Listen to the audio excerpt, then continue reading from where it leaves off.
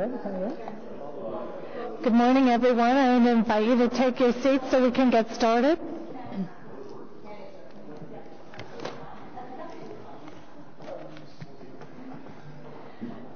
Okay, declarations of interest.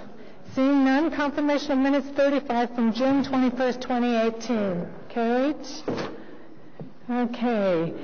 Item number 1, status update, Community and Protective Services Committee inquiries and motions for the period ending September 13th, 2018. Received?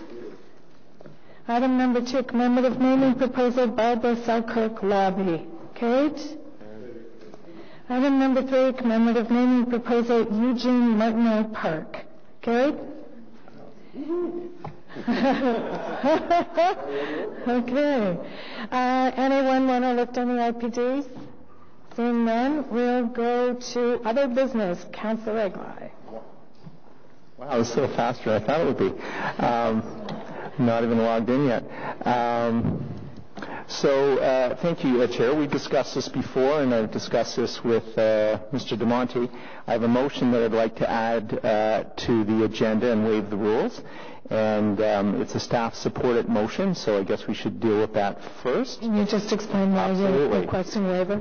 So we're requesting waiver for two reasons. One is in discussions with Mr. DeMonte, and it's set out in the motion itself, which was circulated yesterday. Staff has already started looking at this particular issue, and work is ongoing. So it continues to give them authority to carry out the work. And again, being end of term, this may well be the last meeting that we have this committee.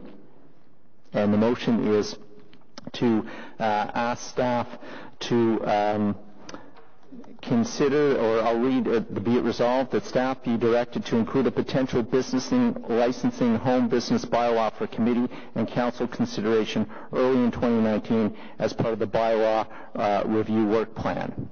And I can certainly explain the rationale behind that. Okay, carried on waiver? Carried. Okay, go ahead. So as I've discussed with a number of you already, by and large, home-based businesses in the city, owners, they operate in a reasonable way. They operate within the bylaw rules. But each and every one of us have at least a couple that look at bylaw infractions and fines as a cost of doing business. And so what happens, and what's happened in a number of cases in my ward over the last number of years, is the fine is paid and the person goes back to carrying on their business as they were before the fine was levied. And then the whole process has to start again with residents making complaints, bylaw going out, carrying out investigations, legal being involved to file charges, and so on and so on. The whole process can easily take a year or more before it's in front of a justice of peace. Again, a fine is levied, and we start the wheel going again.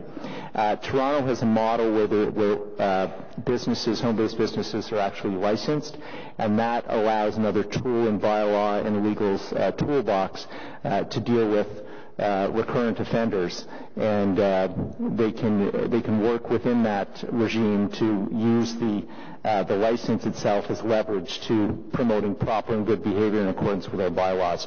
So again, I've discussed it with many of you prior to today, and I'd like your support on this. Thank you. Thank you, Councillor Egli. Councillor Brockington. Thank you, Madam Chair. I will be supporting the motion that's before us from Councillor Egli. I just wanted to ask staff if they could remind me, when the new council comes into office and this committee gets reconstituted, when does this committee deal with the work plan for 2019? When does that actually come to us? And just very briefly describe for us how this committee will piece together what the actual work plan will be. Chair, staff should be bringing that report to the new committee in Q2 of 2019.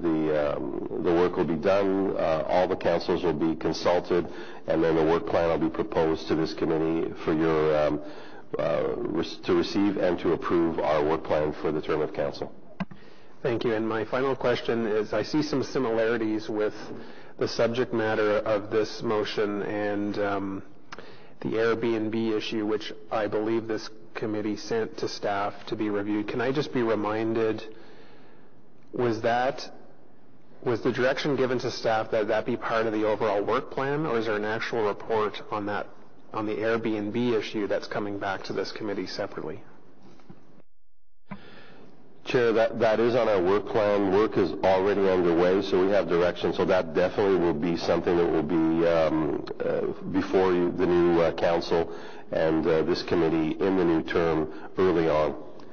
Excellent. Thank you. Okay, Councillor Nussbaum and then Drews.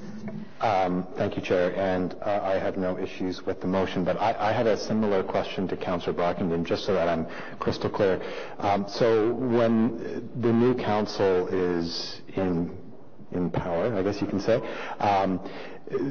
and a councillor who is or isn't on CPS or isn't on council now wishes for staff to consider a particular bylaw issue because he or she wants that to be on the work plan. I just want to be sure that, and that is a view that is shared by enough councillors that Mr. DeMonte and his staff deem that to be of sufficient interest that they're proposing that be on the work plan. I just want to be sure that we're not creating a hierarchy of potential items on the work plan. I have no issue with this being thought about by staff, but ultimately what we need to make sure is that we're not prejudging the ability of the next council to determine in its own right what are the priority items, and that will take a survey of the new council in order for staff to be able to speak about what seems to be a priority among councillors. Chair, that's actually a good point. So staff will make no prejudgments. Every councillor of the new term will be consulted. Motions such as these will be in front of you, so they'll all be there. There are no hierarchy per se. We may give you tools such as, on item 1, 7 councillors think it's important. On item 2, only 1 councillor thinks it's important to help you as part of your debate. But then the new council will decide which ones are, how to prioritize and which ones will attack first. So the hierarchy will be defined by the new council. So if you go and sit down with individual members of the new council and you say, here are 10 ideas that we're considering, and the councillor you speak to says, well, actually, I've got an 11th that's not on your list that's really important to me. It's the property bylaw standards or X, something that isn't on your list, then that also gets considered in the same fashion? Absolutely. They will all appear. You will see everyone, regardless of the previous direction of this or any new that come up. They will all be in front of you, and you will decide as a council what our work plan will be for the term. Okay. Thank you. Thanks, Chair. Thank you, Councillor Nussbaum. Councillor Drews.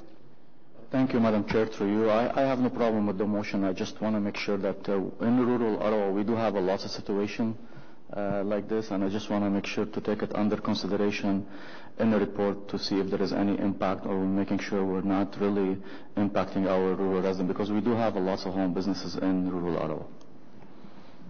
Chair, the only comment, this direction asks us to ensure that it's on the list, so it'll be on the list, and to my earlier answer to the councillor, it'll be consideration, and then council can have that debate, and the details can be there. So it doesn't preclude that at all. You'll have plenty of time, and staff will not make any predeterminations.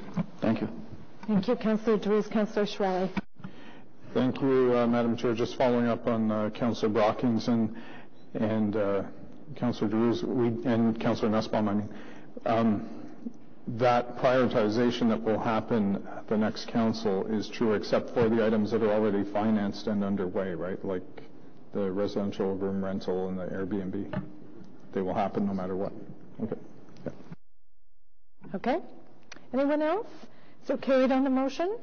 Carried. Thank you. Inquiries? No submotion? Seeing none, I will confirm for you that I have agreed to cancel the November meeting, so this is the last meeting of the committee. So I would like to thank you all for your hard work this term, and for those of you who are seeking all of you are seeking re-election, I wish you well on the campaign trail and hope to see you all back here next term. Tell us now you can't use the Councillor Brockington. Just as Vice Chair of this committee, Madam Chair, I want to thank you for your leadership as Chair of the Community and Protective Services Committee. This committee has had a very full agenda. Very full agenda the last 4 years, and you have provided some very strong leadership on these files, so thank you. Adjourned? Thank you.